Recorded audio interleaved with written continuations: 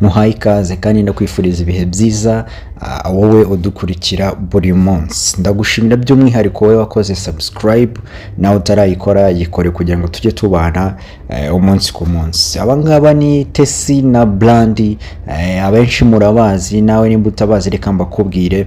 Abo bakobwa bafite icyo bita podcast yitwa This and That, bakorera kuri YouTube. Iyi podcast ni nk'uruganiriro cyangwa se ahantu bagenda batumira abatumirwa batandukanye bakungurana ibitekerezo ku ngingo runaka baba bateguye.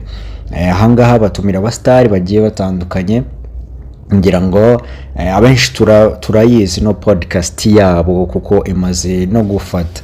Abangaba rero bakaba barayitangiye mu minsi ishize bakora ibiganiro bigiye bitandukanye batumira abastari, ariko ubu bakaba batangiye gukora mu bundi buryo, aho nka video iherukaho aka kanya ariyo tugiye kugarukaho. Bakoze video bari ahantu kuri piscine bambaye bikini, bambaye utuntu tumeze nk'amasutiye ndetse n'amakariso. Akaba ari cyo kiganiro giheruka.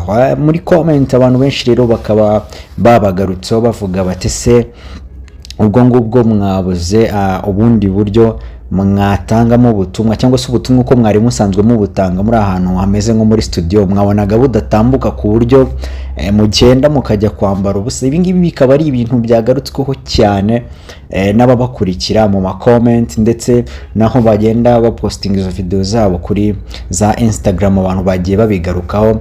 Ibi ngibi bikaba atari ibintu bisanzwe mu Rwanda, baba bagiye gukora agashya, nibo ba mbere baba bazanye uburyo bwo gukora ibiganiro bambaye gutya cyangwa se bari ahantu nk'aha ngaha. Yes, ibi ngibi rero ese birakwiye cyangwa bakomeze bakore nta kibazo, ntacyo bitwaye, ni freedom yuko umuntu yakora content uko ashaka kose. Tanga igitekerezo cyawe muri comment kandi kora subscribe kugira ngo tujye tubana umunsi ku munsi.